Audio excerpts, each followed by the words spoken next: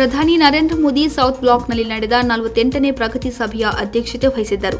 ಈ ಸಂದರ್ಭದಲ್ಲಿ ಗಣಿ, ರೈಲ್ವೆ ಮತ್ತು ಜಲಸಂಪನ್ಮೂಲ ವಲಯಗಳಲ್ಲಿನ ಪ್ರಮುಖ ಯೋಜನೆಗಳನ್ನು ಪ್ರಧಾನಿ ನರೇಂದ್ರ ಮೋದಿ ಪರಿಶೀಲಿಸಿದ್ದಾರೆ.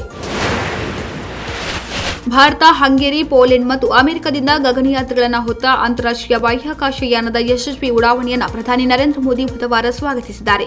ಗ್ರೂಪ್ ಕ್ಯಾಪ್ಟನ್ ಶುಭಾಂಶು ಶುಕ್ಲಾ ಅಂತಾರಾಷ್ಟ್ರೀಯ ಬಾಹ್ಯಾಕಾಶ ನಿಲ್ದಾಣಕ್ಕೆ ತೆರಳುತ್ತಿರುವ 2ನೇ ಭಾರತೀಯರಾಗುತ್ತಿರುವುದನ್ನು ಭಾರತ ದೇಶಕ್ಕೆ ಹೆಮ್ಮೆಯ ಕ್ಷಣ ಎಂದು ಬಣ್ಣಿಸಿದ್ದಾರೆ. ಮಾಜಿ ಪ್ರಧಾನಿ ಇಂದಿರಾ ಗಾಂಧಿ ಹೇರಿದ ತುರ್ತು ಪರಿಸ್ಥಿತಿಯ ಸಮಯದಲ್ಲಿ ಕೆಲವು ಪ್ರಮುಖ ಆರ್ಎಸ್ಎಸ್ ಪದಾಧಿಕಾರಿಗಳು ಸೇರಿದಂತೆ ಸಾವಿರಾರು ಆರ್ಎಸ್ಎಸ್ ಸ್ವಯಂ ಸೇವಕರನ್ನ ಜೈಲಿಗೆ ಹಾಕಲಾಯಿತು. ಅವರ ಮೇಲೆ ವಿವಿಧ ರೀತಿಯ ಚಿತ್ರಹಿಂಸೆ ನಡೆಸಲಾಯಿತು ಎಂದು ಆರ್ಎಸ್ಎಸ್ನ ಅಖಿಲ ಭಾರತೀಯ ಪ್ರಚಾರ ಪ್ರಮುಖ ಸುನಿಲ್ ಅಂಬೇಕರ್ ಹೇಳಿದ್ದಾರೆ.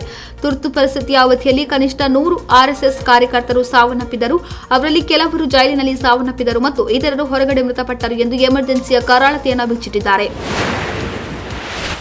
ಕೇಂದ್ರ ಕಲ್ಲಿದ್ದಲು ಮತ್ತು ಗಣಿ ಸಚಿವ ಕಿಶನ್ ರೆಡ್ಡಿ ಅವರು ಕೇಂದ್ರ ರೈಲ್ವೆ ಮತ್ತು ಮಾಹಿತಿ ತಂತ್ರಜ್ಞಾನ ಸಚಿವ ಅಶ್ವಿನಿ ವೈಷ್ಣವ್ ಅವರನ್ನು ಜೂನ್ 25ರಂದು ದೆಹಲಿಯಲ್ಲಿ ಭೇಟಿ ಮಾಡಿ ತೆಲಂಗಾಣದಲ್ಲಿ ನಡೆಯುತ್ತಿರುವ ವಿವಿಧ ಕಾರ್ಯಯೋಜನೆಗಳ ಬಗ್ಗೆ ಚರ್ಚೆ ನಡೆಸಿದ್ದಾರೆ. ಈ ಭೇಟಿಯ ವೇಳೆ ತೆಲಂಗಾಣದ ಕಾಜಿಪೇಟೆಯಲ್ಲಿ ಭಾರತೀಯ ರೈಲ್ವೆಯು ಅಲ್ಪ ಮತ್ತು ಮಧ್ಯಮ ದೂರದ ರೈಲು ಪ್ರಯಾಣವನ್ನು ಹೆಚ್ಚಿಸಲು ಹೊಸ ಪೀಳಿಗೆಯ ಮೇನ್ಲೈನ್ ಎಲೆಕ್ಟ್ರಿಕ್ ಮಲ್ಟಿಪಲ್ ಯೂನಿಟ್ ರೈಲುಗಳನ್ನು ಪರಿಚಯಿಸುವ ಬಗ್ಗೆ ಸಚಿವ ಕಿಶನ್ ರೆಡ್ಡಿ ಅಶ್ವಿನಿ ವೈಷ್ಣವ್ ಜೊತೆಗೆ ಚರ್ಚೆಯನ್ನು ನಡೆಸಿದ್ದಾರೆ. ನಿತ್ಯ ಒಂದಿಲ್ಲೊಂದು ರೀತಿಯಲ್ಲಿ ಬೇಕೇ ಬೇಕು ಎಂಬಂತೆ ಬೇಡಿಕೆ ಸೃಷ್ಟಿಸಿದ ಕೊಬ್ಬರಿ ಎಣ್ಣೆಗೆ ಇದೀಗ ಮತ್ತಷ್ಟು ಬೇಡಿಕೆ ಹೆಚ್ಚಾಗಿದೆ. ಅದೇ ರೀತಿ ದರವೂ ಏರಿಕೆಯಾಗುತ್ತಿದ್ದು ಲೀಟರ್ಗೆ ₹390ಗಳಿಂದ ₹420ವರೆಗೆ ಮಾರಾಟವಾಗುತ್ತಿದೆ. ಪರಿಣಾಮವಾಗಿ ಕೊಬ್ಬರಿ ಬೆಲೆ ಕೂಡ ₹200 ಗಡಿ ದಾಟಿ ಮುನ್ನುಗ್ಗುತ್ತಿದೆ. ಪ್ರಧಾನಿ ನರೇಂದ್ರ ಮೋದಿ ಅವರ ನೇತೃತ್ವದಲ್ಲಿ ಭಾರತವು ಪರಿಸರ ಮತ್ತು ವನ್ಯಜೀವಿ ಸಂರಕ್ಷಣಾ ಕ್ಷೇತ್ರದಲ್ಲಿ ಜಾಗತಿಕವಾಗಿ ಪ್ರಮುಖ ಪಾತ್ರ ವಹಿಸುತ್ತಿದೆ ಎಂದು ಕೇಂದ್ರ ಪರಿಸರ, ಅರಣ್ಯ ಮತ್ತು ಹವಾಮಾನ ಬದಲಾವಣೆ ಸಚಿವ ಭೂಪೇಂದ್ರ ಯಾದವ್ ಹೇಳಿದ್ದಾರೆ. ಭಾರತದ ಜಾಹ್ನವಿ ರಂಕಿಟಿ 2029ರಲ್ಲಿ ಟೈಟಾನ್ಸ್ ಬಾಹ್ಯಾಕಾಶ ಕಾರ್ಯಾಚರಣೆಯಲ್ಲಿ ಮೊದಲ ಭಾರತೀಯ ಗಗನಯಾತ್ರಿಯಾಗಲಿದ್ದಾರೆ. ನಾಸಾದ ಅಂತಾರಾಷ್ಟ್ರೀಯ ವಾಯು ಮತ್ತು ಬಾಹ್ಯಾಕಾಶ ಕಾರ್ಯಕ್ರಮದ ಪದವೀಧರರಾದ ಜಾಹ್ನವಿ ಜಾಗತಿಕವಾಗಿ ತರಬೇತಿಯನ್ನು ಪಡೆದಿದ್ದಾರೆ ಮತ್ತು STEM ಶಿಕ್ಷಣದ ಪ್ರಬಲ ಪ್ರತಿಪಾದಕಿ ಆಗಿದ್ದಾರೆ. ಕೇಂದ್ರ ಸರ್ಕಾರ ಉತ್ತರ ಪ್ರದೇಶದಲ್ಲಿ ಅಂತಾರಾಷ್ಟ್ರೀಯ ಆಲೂಗಡ್ಡೆ ಕೇಂದ್ರದ ದಕ್ಷಿಣ ಏಷ್ಯಾ ಪ್ರಾದೇಶಿಕ ಕೇಂದ್ರ ಸ್ಥಾಪಿಸಲು ಸಜ್ಜಾಗಿದೆ ಎಂದು ಕೇಂದ್ರ ಆಹಾರ ಮತ್ತು ನಾಗರಿಕ ಸರಬರಾಜು ಸಚಿವ ಪ್ರಹ್ಲಾದ್ ಜೋಶಿ ತಿಳಿಸಿದ್ದಾರೆ. ಆಗ್ರಾದ ಸಿಗ್ನಾದಲ್ಲಿ ಈ ಕೇಂದ್ರ ತೆರೆಯಲು ನಿರ್ಣಯಿಸಿದ್ದು ಪ್ರಧಾನಿ ನರೇಂದ್ರ ಮೋದಿ ಅವರ ಅಧ್ಯಕ್ಷತೆಯಲ್ಲಿ ಬುಧವಾರ ನಡೆದ ಕೇಂದ್ರ ಸಚಿವ ಸಂಪುಟ ಸಭೆ ಇದಕ್ಕೆ ಅನುಮೋದನೆ ನೀಡಿದೆ. ಪ್ರಧಾನಿ ನರೇಂದ್ರ ಮೋದಿ ಅವರನ್ನ ಹೊಗಳಿದ್ದಕ್ಕಾಗಿ ಪಕ್ಷದ ನಾಯಕ ಶಶಿ ತರೂರ್ ಅವರನ್ನ ಕಾಂಗ್ರೆಸ್ ಮುಖ್ಯಸ್ಥ ಮಲ್ಲಿಕಾರ್ಜುನ ಖರ್ಗೆ ಟೀಕಿಸಿದ ಕೆಲವೇ ಗಂಟೆಗಳ ನಂತರ ತಿರುವನಂತಪುರಂ ಸಂಸದರು ಎಕ್ಸ್ನಲ್ಲಿ ಮಾಡಿರುವ ಪೋಸ್ಟ್ ಎಲ್ಲೆಡೆ ಚರ್ಚೆಗೆ ಗ್ರಾಸವಾಗಿದೆ. ಶಶಿ ತರೂರ್ ಅವರ ಪೋಸ್ಟ್ ತಮ್ಮದೇ ಪಕ್ಷದ ಸಹೋದ್ಯೋಗಿಗಳ ವಾಗ್ದಾಳಿಗೆ ಉತ್ತರವಾಗಿ ಕಂಡುಬಂದಿದೆ. ಹಾರಲು ಅನುಮತಿ ಕೇಳಬೇಡಿ, ರೆಕ್ಕೆಗಳು ನಿಮ್ಮವು ಮತ್ತು ಆಕಾಶ ಯಾರಿಗೂ ಸೇರಿಲ್ಲ ಎಂದು ಪಕ್ಷೀಯ ಛಾಯಾಚಿತ್ರದೊಂದಿಗೆ ಸಂದೇಶವನ್ನು ಶಶಿ ತರೂರ್ ಪ್ರಕಟಿಸಿದ್ದಾರೆ.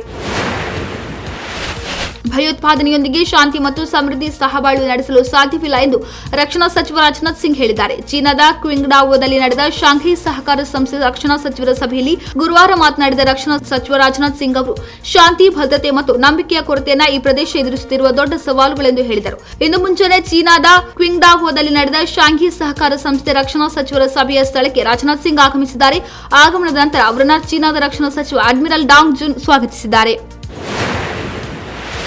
British royal navy F-35 fighter ಜೆಟ್ಗೆ ಈಗ ಪಾರ್ಕಿಂಗ್ ಶುಲ್ಕ ವಿಧಿಸಲು ತಿರುವನಂತಪುರ ಅಂತಾರಾಷ್ಟ್ರೀಯ ವಿಮಾನ ನಿಲ್ದಾಣ ಮುಂದಾಗಿದೆ. ಹೈಡ್ರಾಲಿಕ್ ಸಮಸ್ಯೆಯಿಂದಾಗಿ 10 ದಿನಗಳಿಂದ ತುರ್ತು ಲ್ಯಾಂಡ್ ಹಾಕಿರುವ ಜೆಟ್ಗೆ ಎಷ್ಟು ಶುಲ್ಕ ವಿಧಿಸಬೇಕೆಂದು ಇನ್ನೂ ಲೆಕ್ಕ ಹಾಕಿಲ್ಲ ಎಂದು ವಿಮಾನ ನಿಲ್ದಾಣದ ಮೂಲಗಳು ತಿಳಿಸಿವೆ. ಸಂಘರ್ಷ ಪೀಡಿತ ಇರಾನ್ನಲ್ಲಿ ಸಿಲುಕಿದ 296 ಭಾರತೀಯರು ಮತ್ತು 4 ನೇಪಾಳಿ ಪ್ರಜೆಗಳನ್ನು ಹೊತ್ತ ಮತ್ತೊಂದು ವಿಶೇಷ ವಿಮಾನ ಬುಧವಾರ ದೆಹಲಿಯಲ್ಲಿ ಸುರಕ್ಷಿತವಾಗಿ ಲ್ಯಾಂಡ್ ಆಗಿದೆ. ಇದರೊಂದಿಗೆ ಆಪರೇಷನ್ ಸಿಂಧು ಅಡಿಯಲ್ಲಿ ಸ್ಥಳಾಂತರಿಸಲಾದ ಒಟ್ಟು ಭಾರತೀಯರ ಸಂಖ್ಯೆ 3154ಕ್ಕೆ ತಲುಪಿದೆ. ಚೀನಾದ ಕ್ವಿಂಗ್ಡಾವೋದಲ್ಲಿ ನಡೆದ SCO ರಕ್ಷಣಾ ಸಚಿವರ ಸಭೆಯ ಹೊರತಾಗಿ ರಕ್ಷಣಾ ಸಚಿವ ರಾಜನಾಥ್ ಸಿಂಗ್ ಅವರು ರಷ್ಯಾದ ಸಹವರ್ತಿ ಆಂಡ್ರೆ ಬೆಲೌಸೋವ್ ಅವರನ್ನ ಭೇಟಿಯಾದರು. ಸಾಮಾಜಿಕ ಮಾಧ್ಯಮ ಪೋಸ್ಟ್ನಲ್ಲಿ ಸಿಂಗ್ ಅವರು ಭೇಟಿಯ ಸಮಯದಲ್ಲಿ ಭಾರತ ರಷ್ಯಾ ರಕ್ಷಣಾ ಸಂಬಂಧಗಳನ್ನು ಹೆಚ್ಚಿಸುವ ಕುರಿತು ಒಳನೋಟವುಳ್ಳ ಚರ್ಚೆಗಳನ್ನು ನಡೆಸಿದರು ಎಂದು ಹೇಳಿದ್ದಾರೆ. ವಿಶ್ವಸಂಸ್ಥೆಯ ಭದ್ರತಾ ಮಂಡಳಿಯಲ್ಲಿ ಪಾಕಿಸ್ತಾನದ ದುಷ್ಟ ಕಾರ್ಯಸೂಚಿಯನ್ನು ಭಾರತ ಬಲವಾಗಿ ತಿರಸ್ಕರಿಸಿದೆ. ಇಸ್ಲಾಮಾಬಾದ್ ತನ್ನದೇ ಆದ ಮಾನವ ಹಕ್ಕುಗಳ ಉಲ್ಲಂಘನೆ ಮತ್ತು ರಾಜ್ಯ ಪ್ರಾಯೋಜಿತ ಗಡಿಯಾಚೆಗಿನ ಭಯೋತ್ಪಾದನೆಯಿಂದ ಗಮನವನ್ನು ಬೇರೆಡೆಗೆ ಸೆಳೆಯಲು ಪ್ರಯತ್ನಿಸುತ್ತಿದೆ ಎಂದು ಆರೋಪಿಸಿದೆ.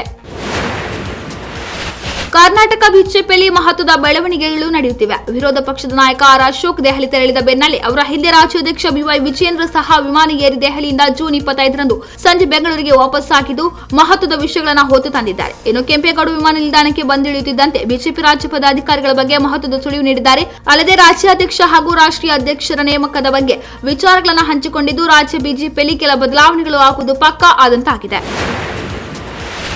ವಿದ್ಯುತ್ ಕನಿಷ್ಠ ಶುಲ್ಕಗಳ ಮೇಲೆ ತೆರಿಗೆ ವಿಧಿಸುವಂತಿಲ್ಲ. ಬಳಸಿದ ವಿದ್ಯುತ್ ಶುಲ್ಕಕ್ಕೆ ಮಾತ್ರ ತೆರಿಗೆ ವಿಧಿಸಬಹುದು. ಬಳಸಿದ ವಿದ್ಯುತ್ ಗ್ರಾಹಕರು ತೆರಿಗೆ ಕಟ್ಟಬೇಕಿಲ್ಲ ಎಂದು ಹೈಕೋರ್ಟ್ ಆದೇಶ ನೀಡಿದೆ. ಜೊತೆಗೆ ಕರ್ನಾಟಕ ವಿದ್ಯುತ್ ಕಾಯ್ದೆ ಸೆಕ್ಷನ್ 3(1) ರ ತಿದ್ದುಪಡಿಯನ್ನು ನ್ಯಾಯಮೂರ್ತಿ ಅನಂತ ರಾಮನಾಥ್ ಹೆಗ್ಡೆ ಅವರಿದ್ದ ಹೈಕೋರ್ಟ್ ಪೀಠ ರದ್ದುಪಡಿಸಿದೆ.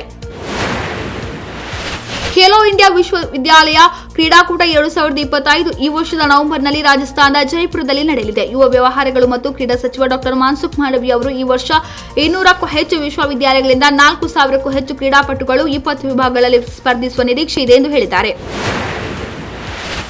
ವಿಯೆಟ್ನಾಂನ ವುಂಗ್ ಟೌನ್ನಲ್ಲಿ ನಡೆದ ಅಂಡರ್-17 ಏಷ್ಯನ್ ಕುಸ್ತಿ ಚಾಂಪಿಯನ್ಶಿಪ್ನಲ್ಲಿ ಭಾರತೀಯ ಅಂಡರ್-17 ಮಹಿಳಾ ಕುಸ್ತಿ ತಂಡ ಚಾಂಪಿಯನ್ ತಂಡವಾಗಿ ಹೊರಹೊಮ್ಮಿದೆ. ವಿಯೆಟ್ನಾಂನಲ್ಲಿ ನಡೆದ ಅಂಡರ್-23 ಸೀನಿಯರ್ ಏಷ್ಯನ್ ಕುಸ್ತಿ ಚಾಂಪಿಯನ್ಶಿಪ್ನಲ್ಲಿ ಅಂಡರ್-23 ಮಹಿಳಾ ಕುಸ್ತಿ ತಂಡದ ವಿಜಯದ ನಂತರ ಅಂಡರ್-17 ಮಹಿಳಾ ಕುಸ್ತಿಪಟುಗಳು ಭಾರತದ ಗೆಲುವಿನ ಆವೇಗವನ್ನು ಮುಂದುವರಿಸಲು ಅಸಾಧಾರಣ ಧೈರ್ಯ, ದೃಢನಿಶ್ಚಯ ಮತ್ತು ಕೌಶಲ್ಯವನ್ನು ಪ್ರದರ್ಶಿಸಿದರು. ಸರ್ಕಾರದ ಎಲ್ಲ ಇಲಾಖೆಗಳ ಆಡಳಿತದಲ್ಲಿ ಕಡ್ಡಾಯವಾಗಿ ಪೂರ್ಣ ಪ್ರಮಾಣದಲ್ಲಿ ಕನ್ನಡ ಬಳಕೆ ಮಾಡಬೇಕು. ಸೂಚನೆ ಪಾಲಿಸಿದವರ ವಿರುದ್ಧ ಶಿಸ್ತು ಕ್ರಮ ಕೈಗೊಳ್ಳಲಾಗುವುದು ಎಂದು ರಾಜ್ಯ ಸರ್ಕಾರ ಆದೇಶಿಸಿದೆ. ಮುಖ್ಯಮಂತ್ರಿ ಸಿದ್ದರಾಮಯ್ಯ ಅವರ ಸೂಚನೆ ಹಿನ್ನೆಲೆಯಲ್ಲಿ ಸರ್ಕಾರದ ಮುಖ್ಯ ಕಾರ್ಯದರ್ಶಿ ಡಾ ಶಾಲಿನಿ ರಜನೀಶ್ ಅವರು ಸುತ್ತೋಲೆ ಹೊರಡಿಸಿದ್ದಾರೆ. ನಟಿ ರಶ್ಮಿಕಾ ಮಂದಣ್ಣ ಅವರು ನಟಿಸಿದ ಎಲ್ಲ ಸಿನಿಮಾಗಳು ಯಶಸ್ಸು ಕಾಣುತ್ತಿವೆ. ಲವ್ ಲೈಫ್ ಕೂಡ ಚೆನ್ನಾಗಿದೆ. ಇತ್ತೀಚೆಗೆ ರಿಲೀಸ್ ಆದ ಅವರ ನಟನೆಯ ಕುಬೇರ ಸಿನಿಮಾ 100 ಕೋಟಿ ರೂಪಾಯಿ ಕ್ಲಬ್ ಸೇರಿದೆ. ಇದೇ ಖುಷಿಯಲ್ಲಿ ಅವರು ಮತ್ತೊಂದು ಸಿನಿಮಾ ಘೋಷಿಸಲು ರೆಡಿ ಆಗಿದ್ದಾರೆ. ಈ ಚಿತ್ರದಲ್ಲಿ ಅವರದ್ದು ವಾರಿಯರ್ ಅವತಾರ. ಈ ಚಿತ್ರದ ಟೈಟಲ್ ಜೂನ್ 27ರಂದು ಅನೌನ್ಸ್ ಆಗಲಿದೆ. ರಶ್ಮಿಕಾ ಮಂದಣ್ಣ ಈವರೆಗೆ ಮಾಡಿದ ಬಹುತೇಕ ಚಿತ್ರಗಳಲ್ಲಿ ನಾಯಕಿಯಾಗಿ ಕಾಣಿಸಿಕೊಂಡಿದ್ದಾರೆ.